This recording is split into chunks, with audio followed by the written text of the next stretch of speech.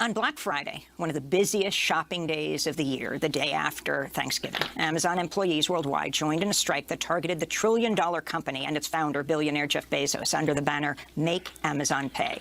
They called for the retail giant to raise wages, pay its taxes in full, and stop its surveillance of workers. Ooh, they asking a lot. Next thing you...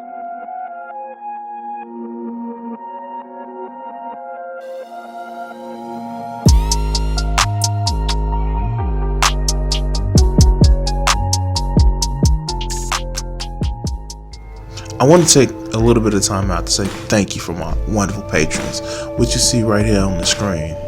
If you go to Crimson60620 at patreon.com, you can actually help support the show and get your name showing up on the screen. Thank you. I know I had some good news earlier today, but I want to have good news for other people. So let's work on some good news and see what if there is any good news in the world. All right, so from time to time, I watch Democracy Now! Now, if you're on Twitch and you've actually watched the Surfs, you would actually see that they play news clips from time to time, and I personally like either watching Democracy Now!, Professor Richard Wolf with Economic Update, but I saw this not too long ago, and we're actually going to pay attention to this because it kind of overturned some great things. So I know if you're watching me on Twitch, first of all, if you have Twitch Prime linked up to your Amazon Prime and you want to support the stream and you get one free sub a month, yes, I know it sounds bad, but you can actually donate to me on stream without using any additional money. And also, yeah, Bezos sucks.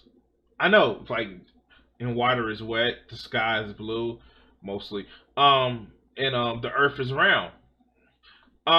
So if you remember a few months back where you have those Amazon plant workers that tried to unionize, and you kind of remember the vote kind of failed, but there is new light from the National Labor Relations Board, and this story is brought to us by Democracy Now!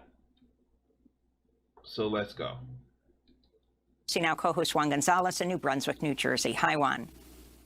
Hi, Amy, and welcome to all of our listeners and viewers across the country and around the world. And this is one of the fresh news stories that I have. This news story was December the 1st, but let's go. Well, on Black Friday, one of the busiest shopping days of the year, the day after Thanksgiving, Amazon employees worldwide joined in a strike that targeted the trillion-dollar company and its founder, billionaire Jeff Bezos, under the banner, Make Amazon Pay. They called for the retail giant to raise wages, pay its taxes in full, and stop its surveillance of workers. Ooh, they asking a lot. Next thing you know, they're going to be asking, stop, doing illegal purchasing, or not purchasing, illegal marketing practices by, finding which brand sells best and then them unironically copying it to try to get a better sales return on the Amazon products versus the brand that's selling the best. But that's going to cut into Amazon's profit. But let's go. This comes as workers at an Amazon warehouse in Bessemer, Alabama, may soon get another chance to decide whether to unionize. The National Labor Relations Board has ordered a new election after it ruled Amazon had interfered in the first election, in part by pressuring the U.S. Postal Service to install a mailbox outside the warehouse one day before the voting was set to begin. Amazon managers then pressured workers to drop their ballots in the new collection box, casting doubt over the secrecy of the election. So, if you guys don't, this is only one of the tactics that they did. All right, so I'm going to explain some other stuff, right? So, okay. One, these companies put you in mandatory meetings that tell you that you can't opt out of not going to. You can't opt out of not going to these mandatory meetings. where they sit there and berate you for half an hour or an hour and a half to say union bad.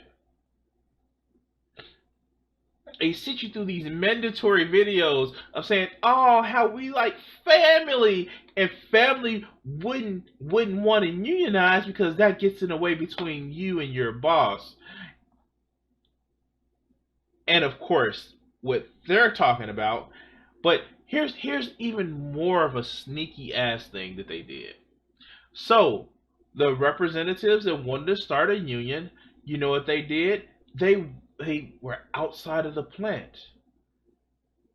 Outside of the plant, outside of the warehouse, where Amazon couldn't say anything. But it was that one way going in and out of the warehouse that had a traffic light on it. Amazon pressured the municipality to shorten the red light so the people wouldn't be able to talk to the Amazon workers. And of course, they're being DeJoy's bitch who, DeJoy's being their bitch who, was trying to expose who voted or not voted for the unionization. And I'm just going to say this up front.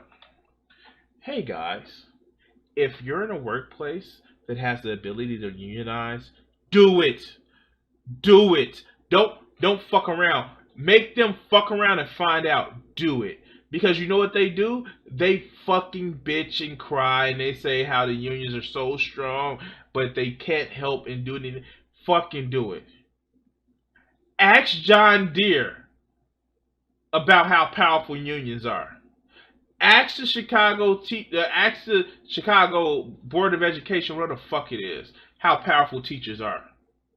Ask those coal miners, the company that's who has those coal miners striking, how powerful unions are.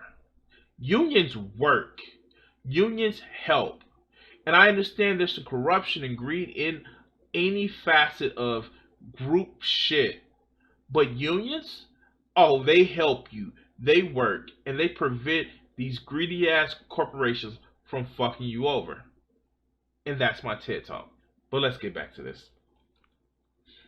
The Retail, Wholesale and Department Store Union is leading the organizing campaign in Bessemer. RWDSU President Stuart Applebaum said in a statement the new ruling, quote, confirms what we were saying all along, that Amazon's intimidation and interference prevented workers from having a fair say in whether they wanted a union in their workplace, unquote. In March, Democracy Now! Spoke about the mailbox with Michael Foster, a member organizer with the Retail, Wholesale and Department Store Union. So, and this is what gets me. If Amazon was saying that unions don't help, because they say unions don't help. If they're so against it, if corporations is so against it that they trying to do this shit, fuck, unionize. They literally try to get a mailbox put in a place where the company can see you vote. Come on now. I'm just saying, that's like, yeah, this motherfucker's a problem because he's voted. I don't know what he's voting, but he's a motherfucking problem. Come on, let's go.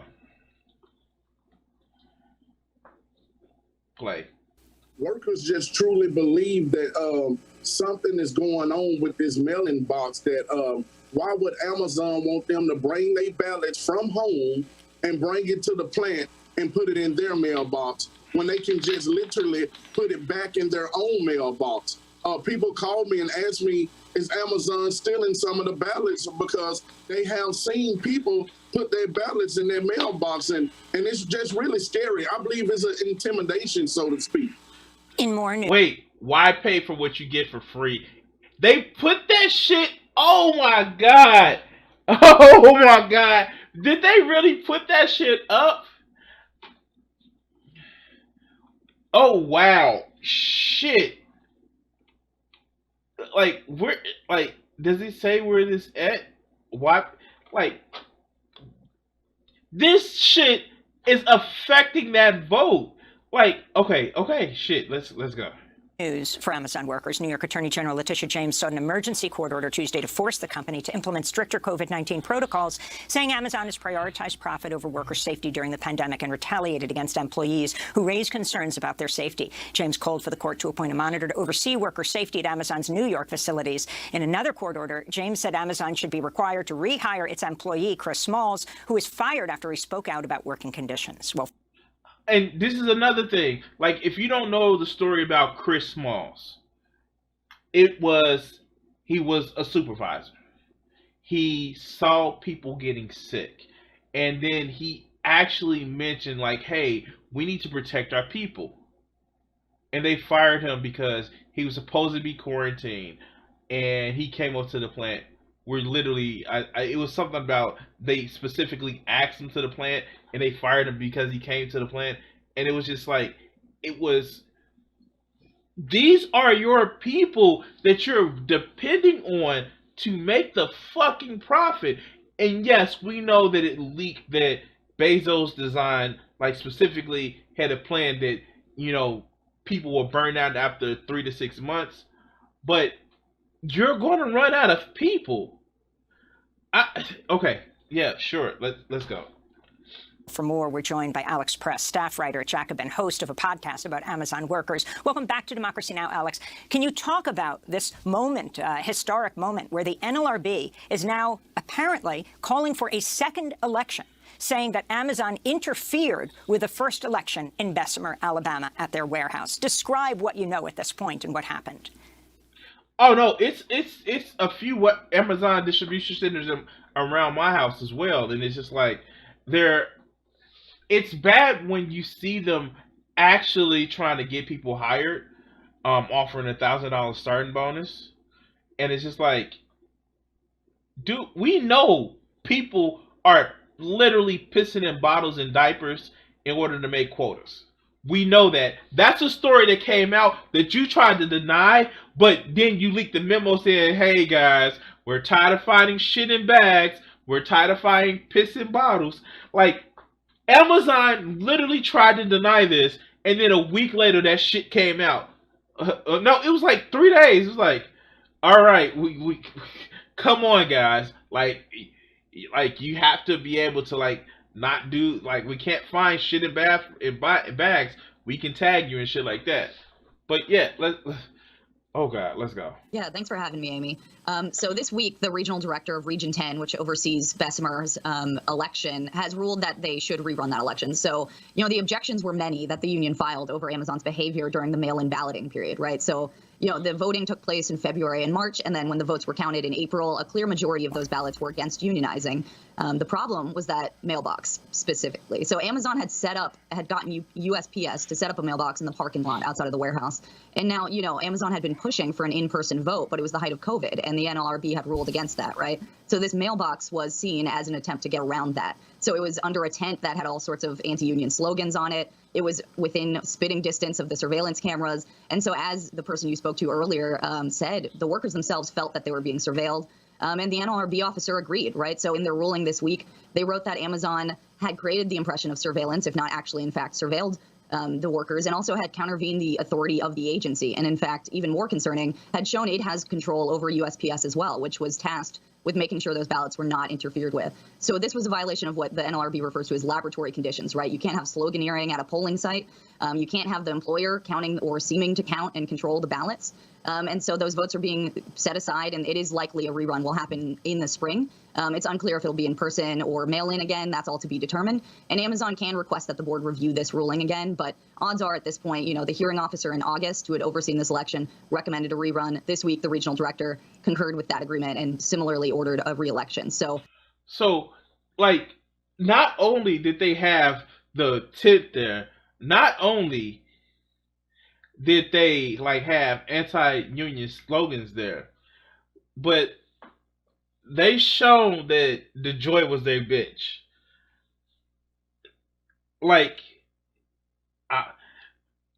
It happened in February or March. I mean, not to get conspiratorial or shit like that, right? But who's to say that they didn't do what they tried to do in an election with the whole slow the mail shit down. I'm just saying, I'm not being a conspiracy theorist, but I wouldn't put it past DeJoy because he did try to slow down the mailing in of ballots for the 2020 election. He did. Like, I don't know.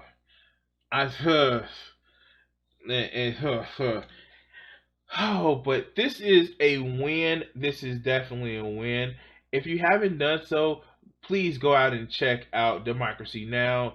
And even if you're not a quote unquote socialist or a leftist, even if you're not a socialist or a leftist, these are some of the things that would actually benefit you as somebody if you're a worker. And yeah, definitely.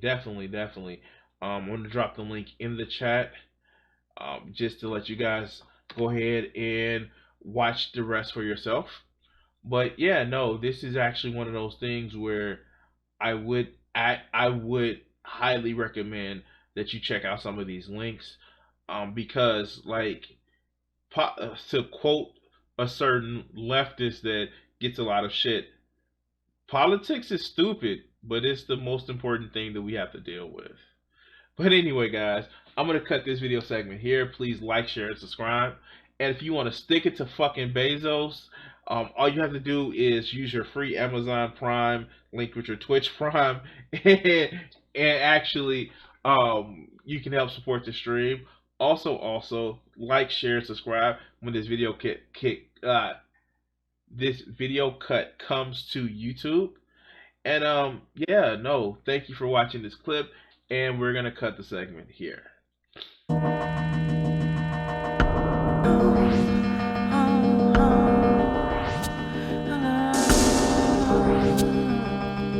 If I gave myself the power